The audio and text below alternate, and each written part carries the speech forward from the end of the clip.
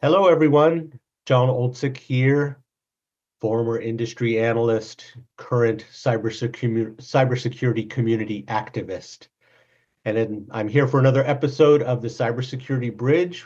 We're going to talk about detection engineering, and my guest is Fred Wilmot. And so before I bring Fred on, the Cybersecurity Bridge is my bi-weekly podcast where we break up each episode into three sections. We'll talk about the present, in this case of detection engineering. We'll talk about the future of detection engineering. And then the Cybersecurity Bridge section, how do we get from the present to the future? So with that, I'm just glad as could be to have Fred Wilmot on. Fred, welcome, and please introduce yourself to our audience. Hey, John. Thanks for having me. Thrilled to be here. My name is Fred Wilmot. I'm the CEO and co-founder of Detecteam. Spent a long time helping build SIM products and all the technologies behind them, so pretty well versed and also probably guilty of helping create the problem we have today. Well, that's generous of you to admit that, but I appreciate it. So before we get into our subject, are you ready to play cybersecurity trivia? Let's go. Let's go. And it's a relevant one. I really picked this out for you, so I'm going to read a little bit. So you are familiar with Sigma rules, of course. Indeed. But for our audience, Sigma rules are open source, generic YAML-based signature formats used in cybersecurity to describe log events. And they were invented by Florian Roth and Thomas, and I hope I'm getting this right, Padsky. Now, Fred, were Sigma rules first introduced in 2016, 2017, or 2018? Good question. Yeah, okay. I'm gonna say 2016. Oh, I'm sorry, it was 2017. But to make you feel better, no one has gotten, in all, this is our fourth cybersecurity bridge. No one's gotten the question right yet. So Well, I will keep what's going. please do. What's funny about that is I feel like and Florian is a great guy. When I was still at Splunk, we were figuring out how to use Sigma rules. So I feel like before it got the momentum it has now, I feel like there's always been this sort of need for an alternative. I know in my heart that we were using some of those things maybe before that, 2015, 20, something like this. Maybe they were just prototypical or, pulling from the primordial ooze. But that's a great question. That's a great question, John. I bet you do stump everybody with that question, except maybe, Florian and some of the other guys, right? Jose, these guys too. That's true, and I believe you, Fred. I think that the elements of Sigma rules were in the community, but they were introduced more broadly in 2017. So I'll give you a pass on that. But let's talk about detection engineering. And I've got to say, I'm no expert, but I've been following this for years, and I've got to say, there are a ton of misconceptions about detection engineering. So let's start with the generic question in my podcast. What's the present situation with detection engineering? It's uh it's something that's really akin to trying to figure out a problem, the same problem with different outcomes over and over again. Sort of a Sisyphusian task, kind of a problem space. You have a bunch of technologies. Some are SIMs, some are XDRs, EDRs, whatever we want to call them these days. You have a handful of experts. You have spreadsheets. You have some, GitHub repos, maybe GitLab repos, and you have some process to stitch all of this stuff together. And some of the challenges we have there are you must be this tall to ride. You obviously have to have been in security for 5 to 7 years to know how to do most of this work. You have to be an expert in a particular technology because that technology has a language, high likelihood. And you also probably have to have responded to a bunch of alerts or notifications or events or been in the SOC or understand the pain, right, to clarify that. And probably the final thing, you need to understand your environment. And that takes time.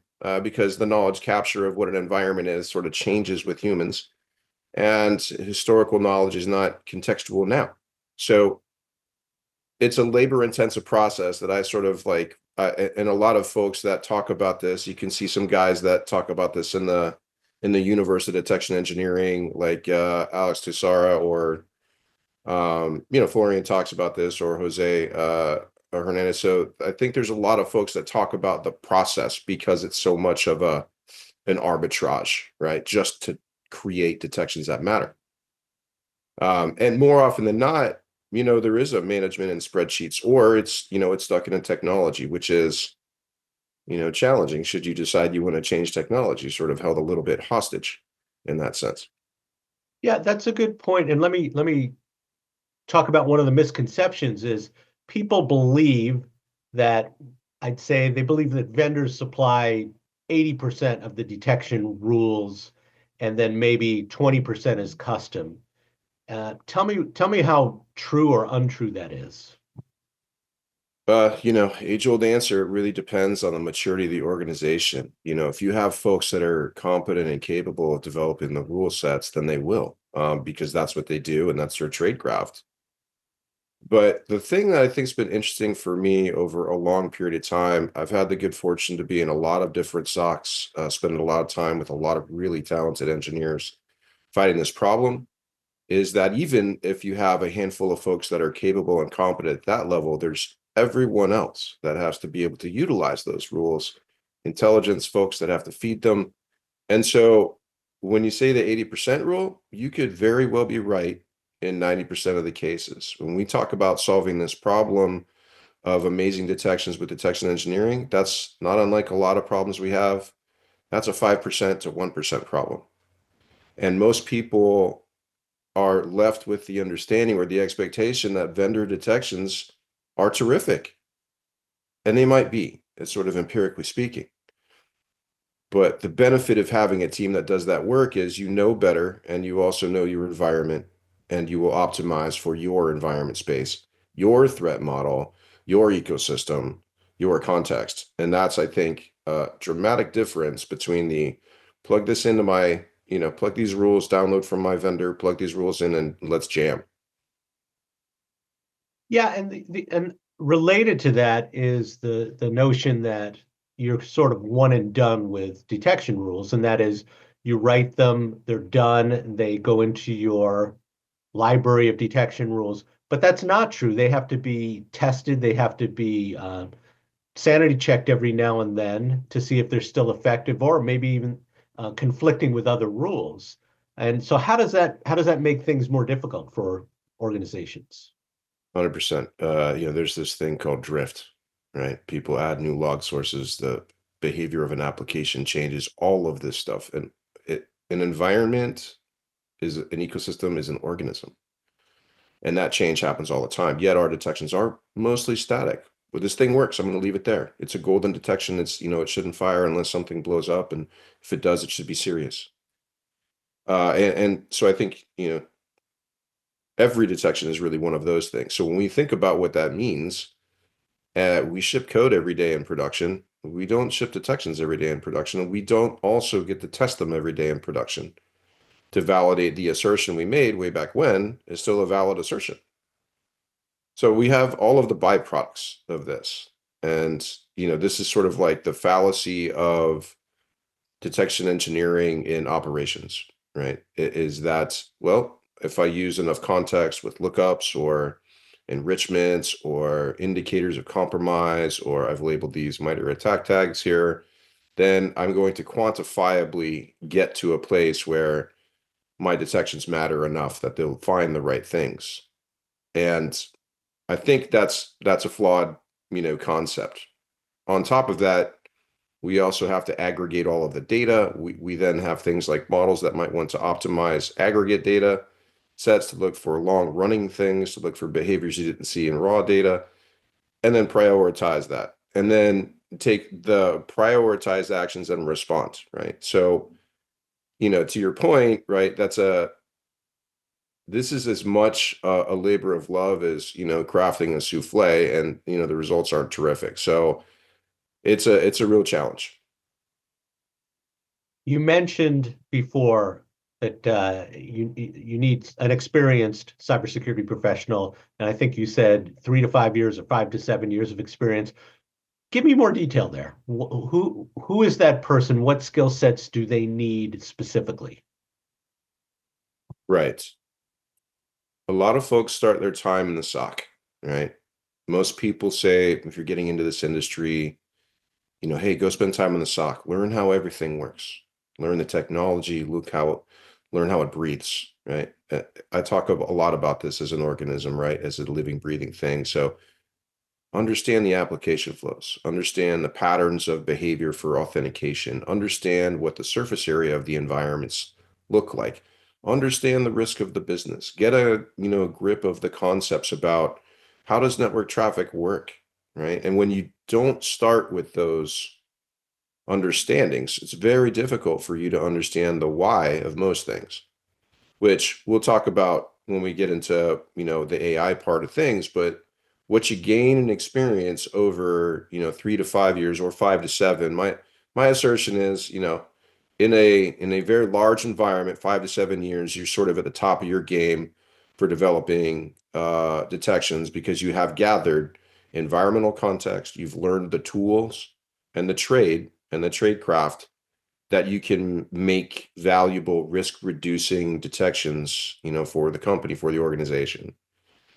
The critical part there is the tools as well, right? So every tool has its own language. Most SIMs have their own language in some capacity, XDRs and so on. So when you want to ask a question to get some value out of the data, whether it's you're hunting for something that you want to turn into a detection, or it's detections are things you should be concerned about because there's emerging threats, if you don't know that language and you don't understand how to optimize that language, has significant implications. So I think that's another part of, the maturity model when we think about the kind of data you should grab, what you should write detections on, which things matter, why do you care about that log source in the first place?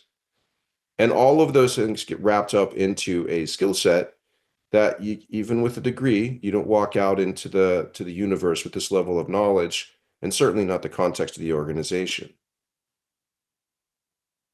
Okay, so I have one more question about the present, then we'll move on to the future. And that is, we talked about Sigma rules. And when Sigma rules came out, the thought was these are going to be not a panacea, but a big step forward because they are multi-platform oriented and there's a repository of them. So you may not have to write a lot of them. We can get the community involved. So in your mind, what are the strengths and what are the limits of Sigma rules? I think Signal rules were the first break or the first departure from being held captive by, your vendors. And then you saw a quick adoption of vendors to say, how can I get Sigma rules into my product? Not just because it adds quantity of detections, but because it is adopted. And so the strength is, if you have nothing and you don't have the wherewithal to financially afford a sim, to be able to break into, all of the maturity at a super high clip, then, Sigma's here to help you. The challenge, right, is that it's an open source project. It's Some folks have closed part of this off to build a business on it or whatever, but the vast majority of those detections really need the rigor of test and verification for your environment. And in addition to that, I think there's another pretty key factor, which is to say that language, when you look at the languages out there, there are an awful lot more capabilities in languages that are available to write detections in. So would you say Sigma can write you the best logical behavior in a detection? No, definitely not. And that's where the challenge comes in. Today, if you want to go back and forth between detections, most people suggest the way to do so is to go through a Sigma rule. So if I took Microsoft KQL or Splunk SPL, right, it's a great opportunity to go through Sigma to do so. And the challenge is you have now effectively gone to the lowest common denominator. And while it's what we have, it's not what we want. Yeah, I can see it's like I just got back from a foreign country where they speak Spanish, And I can speak a little Spanish, but I'm certainly not conversational. I think that's a good analogy to what you're saying. So let's move on to the future, and I've got a couple really important points, I think. Um, but the first one is 2 to 3 years ago, there was this notion of detections as code. And so talk about that, and has that taken shape, and is that the wave of the future? Absolutely. It's taken shape. It's not widely adopted, I think. It is the way, it is a minimum the way of the future for uh, how we create, how we manage the life cycle of and produce and deploy these things. I think it's sort of we have to suspend some disbelief on whether or not we write the best detections in the world for writing detections we can deploy that have been highly tested and are deployable. And I think one of the challenges that, we thought about 2 or 3 years ago was, man, it would just be nice to know that when I change this detection, uh, I don't have to run around and ask, hey, okay, who changed this detection in Splunk? Who changed this detection in SecOps? Who changed this detection in, right? And maybe there's a log there, but the point being is like, what changed and why? And what was the concept that happened when that was born? And why did we, change the behavior of our response as a result of that? All of those knock-on effects. So it's very real, both the requirement, but I think it's a hard problem. I think that was sort of the inception for us to, start our current company. But the the part here that I think most people struggle with is it also requires a number of other skills that are not innate to cybersecurity, right? And a lot has been made of DevOps skills or DevSecOps skills or whatever. It's more than just deploying Kubernetes. It is, how do I build a pipeline that allows me the understanding of revision control and the behaviors of automation and deployability that deal with credentials, that deal with entitlements and all the things that go with it, that allow me to safely deploy on a regular basis to my production environment, just like I deploy the rest of my software. And those are not trivial asks, oftentimes not owned by security. So the implications there are pretty big when you have to reach into another bucket and say, hey, I'd love to do this. And so that's kind of, some of the detection engineering plight is, we're still dealing with the things like, round wheels. Okay, great. Not square wheels. But how do we really, how do we get this car moving? And then, is there a freeway? Is that possible? How do we do that? Let me paraphrase what you just said, and that is it's a great concept, but it involves a certain skill set and discipline that's germane to software development, but not germane to security. So in order to get to detections as code, it's not just about security. We have to embed these other disciplines. Is that accurate? That's right. That's right.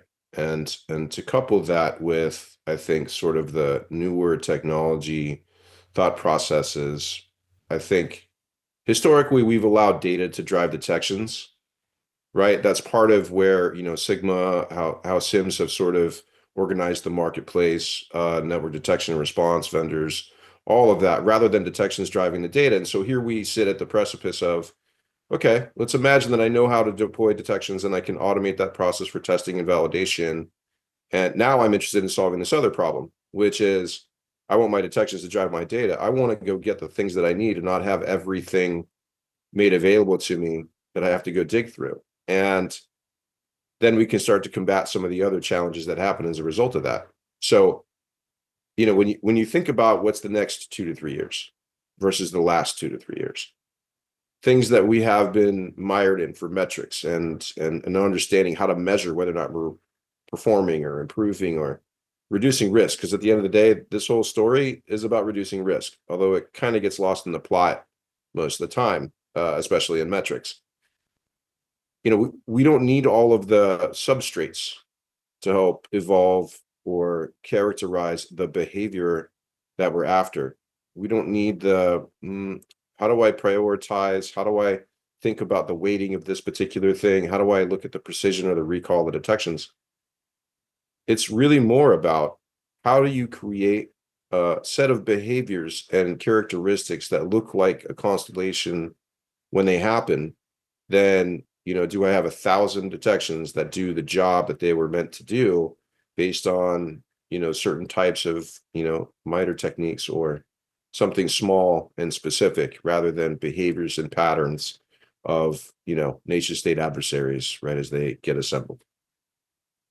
Yeah, I'm glad you mentioned MITRE because I've seen detection engineering vendors say, well, here's the MITRE attack framework, and here's the percentage of uh, tactics, techniques, and procedures that you have coverage on, and it's a small percentage.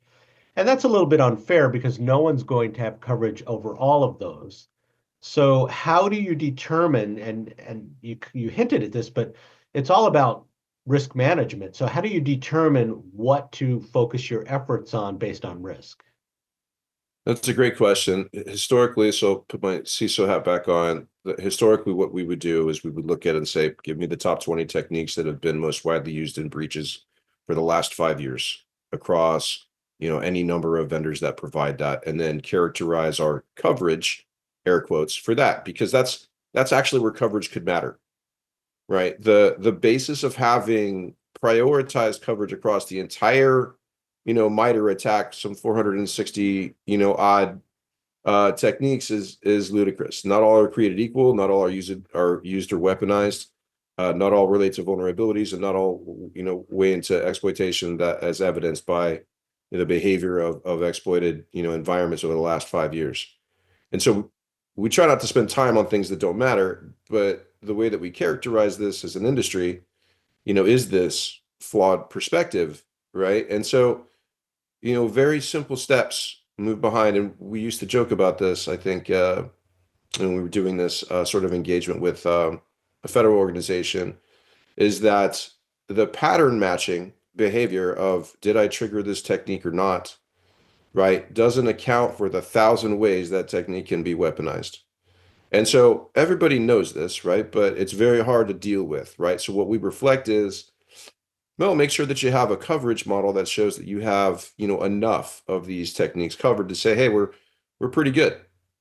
Um, Most everybody that knows, right? If you know, that's a horrible way to characterize your actual risk reduction. And, if you're subject to some of the most common exploitable techniques, then, it doesn't matter what your coverage is, right?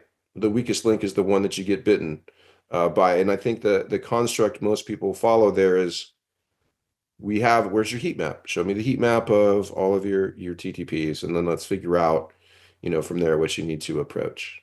So it's a good point. It is definitely, I wouldn't say it's a sore point, but it's one that everybody knows is not an accurate one. I do believe that there'll be more integration with detection engineering, integration of vulnerability management, and now they're calling it exposure management, better integration of threat intelligence, better integration of things like CMDBs and just understanding the assets, and then more automated testing. But that sort of moves us on to the cybersecurity bridge and how we go from the present to the future. And so the devil's advocate and the hype machine out there, Fred, in the cybersecurity world, is says, oh, AI is going to solve this problem. So to what extent is that true, and to what extent is that just hogwash? I love it. Today's version of the universe where AI is, I think, super valuable, versus tomorrow's universe, well, it plays a significant role, like thinking, this agent is actually a team member of mine, making decisions like I do, is the difference. So we would say, and as a startup, right, we have this whole conversation. What are you guys doing with AI, right? What is AI? And we have a good friend, Rock, who preaches and espouses the virtues of where, AI shortcomings are in security. Let me talk about that from the innovation cycle of what it provides, right? So we talked about these problems that people have today. Well, expertise. Okay. So I need context. I need an understanding of a problem space. I need to get that faster and faster than I have available today. AI helps make context and semantic knowledge broadly available to folks that don't have the skill set. And that's a huge benefit for all defenders. AI also brings to the table the ability to operationalize a lot of things that have been difficult because of formats and schemas and structures. Terrific opportunity here. Uh, I'm not talking about inference and I'm not talking about decision making right now, but when we just think about the I have to go carry this rock from one place to another, there's a huge amount of automation here. There's a huge amount of value that provides, the same sort of context you would get from experience. And then there's also this piece where, the tech stack that's difficult to wind pieces into and out of.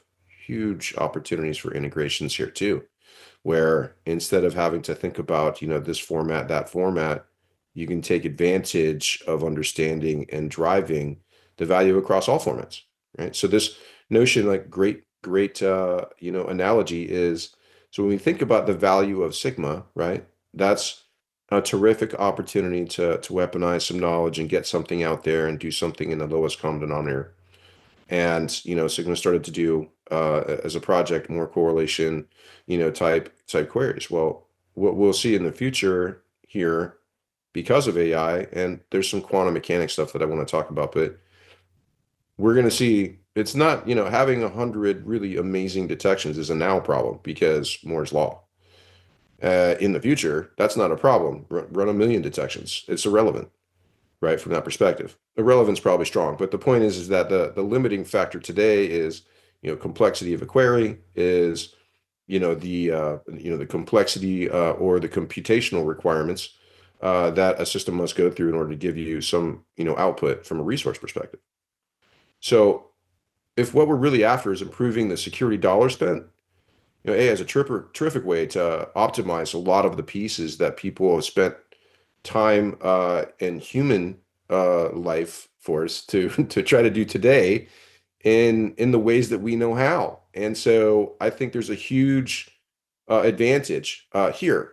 Um, we're already seeing adversaries use it, right? So we can talk about whether or not it's secure or not secure. That's nice. You should pay attention to that, but don't let that stifle the innovation cycle. You have to be here. You have to be here. You have to have an AI understanding. You have to know how this deployment influence happens. You have to know how people are using it. If you're going to be a security person or practitioner now, you better be good at prompt engineering. You have to have these skill sets. It's not something that, it's like I want to tinker with, on the job. You have to be good at this stuff now. And I wonder, does it open up new detections themselves? So you've got AI development, you'll have agentic AI, which will be very customized for different users and different use cases. And so do I now need a brand new set of detections or detection rules to cover these new types of applications and the associated vulnerabilities? Great question. There's a whole new set of behaviors, a whole new set of behaviors we've never seen, right? Let's consider today we think identities are humans and systems, right? So we're now moving into a third identity, and we have to figure out how to deal with the behaviors and the relationships that that third identity presents itself. And eventually this may merge into two identities again, but today we're not quite there. So an example, this is a regular occurrence, right? If you're a CEO anywhere at a startup, everybody has your phone number. And I get these delightful text messages, whether it's, hey, do you remember me? Or, something off the rail here that is meant to, sort of pull you into something and have a conversation, maybe download some things or what have you. And the vast majority of these are AI driven now. So if you treat that like it's a prompt, right, it's an interesting engagement. And you can see regularly that the behavior has changed from, a person doing this to, this is already, purely an agentic based thing. You also have the same behavior, right, for things like deepfakes. And so you're starting to see not just the vehicles that we already know sort of become automated, but you're also seeing more, behaviors that are tied together, right? So if I know that this would be my attack map for this particular organization, we've seen examples of, changing tactics in the middle of a conversation, right, in order to attain same goal. And that's right now. So, when we think about the sort of the archaic way we talk about detections today, that's what we're coping with, right? And so if anything, advocacy for getting into the innovation cycle on AI, individually at a business, but, get to talking to vendors, get past the marketing hype and all the shenanigans, right? And get to understanding how they're using AI to make them better. And if vendors aren't using AI to make them better, whether it's an AI business, you should ask real questions. Where are they going to be in 2 years when the market moves forward and your team is already quite competent about the technology choices you've made in order to lead into the future? So I'll ask you one more question on the bridge part, and then I'll ask you a summary question, Fred. But the first question is, we talked about this. This is a skill sets driven type of discipline, and there aren't that many skilled professionals out there. Those that are out there get hired by the biggest companies with the biggest budgets. So do you see a deficit here? And do you think that that deficit is recognized by business people who are responsible for the risk? That's a great question. I think the risk is clear. I think the understanding of the gap is also clear. I think the understanding of how to solve that gap with people versus technology is not. I think what we understand, and let's take the Fortune 1000 of that, there's probably 700 pretty mature shops that have a bunch of talented people, super competent and capable. Outside that endangered species list of detection engineering teams, right? You are now into the don't have the skill set, not sure how to get the skill set. I can't quantify the problem because I have bigger problems. It is more of a symptom of a much larger challenge that we have, which is, if you're still evangelizing the value of detection engineering, then what you haven't figured out is how detection engineering reduces risk. And that problem, John, to your point, is the problem that everyone is faced with. The difference is if you have a ton to lose and you understand the risk of operational securities, risk reduction capabilities versus what's on your, risk register, you've already, that's a executive leadership problem. You've already solved most of the winning hearts and minds. Where that doesn't exist, you're not going to have detection engineers. So it's got to be productized. It's got to be something you can grab from, a vendor. It's something that you've got to be able to get from your service provider. It's something that you've got to be able to understand the outcomes, right? When given to you in a way that makes sense to your risk strategy. And I think that is a bit of a gap. I mean, obviously we're trying to fill that gap here, but that's a gap in the industry that I think is pretty clear. We still talk about detection metrics. We don't talk about risk reduction strategies or, my resiliency, right? What is my adaptability? How fast can I, deploy detections in a way that helps me mitigate the breakout period of an adversary that's already popped a box? We're still talking about like mean time to detect and mean time to resolve and mean time to mitigate and so on and so forth. So um, I think those are when you think about the quantification parts of this, that's probably the place where I think we're mired, is understanding exactly how we get from A to Z in today's marketplace around the risk reduction strategy. I agree. And I'd say the caution is if you can't mitigate the risk yourself, you're going to transfer the risk. But that transferring of risk, looking at service providers, looking at companies like Detecteam, that's a lost art. And so that's where people will have to invest. But let me ask you my final question, Fred, and that is, if you were to give one piece of advice to people, to our audience on detection engineering, what would it be? Fundamentally, spend the time on understanding how the automation of detection engineering buys down your risk. That's number one. 1A is understanding how your team can integrate with a process flow that is not your change management process, is your software deployment process. And then when we think about 1B, right, which is what impact or knock-on effects does that have to your daily grind? Everything that we just talked about is automatable. Everything. think about how this works with an agent in the loop, not a human in the loop. And think about what those implications mean for the business, where you can begin to draft the benefits into risk reduction strategies rather than implementation and operational maintenance and management. Got to get to a place where we understand how AI helps us in a way that substantially reduces the time and the effort and the human expertise required. That really does reduce risk. So hopefully what we can take away from all of this is there's a lot more there that's valuable to us. We're getting into the AI understanding, testing, validation, integration, deployment, than there is that's going to bite us if we choose not to engage. That was a great summary, Fred. I really appreciate it. And of course, like I say to most of my guests anyway, I could talk to you all day, but our time has come to an end. So thank you so much, Fred, for being a guest on the Cybersecurity Bridge. And to the audience, stay tuned. Give us your feedback. Tell us who you want to speak next. And I'll see you again in 2 weeks for the next edition of the Cybersecurity Bridge.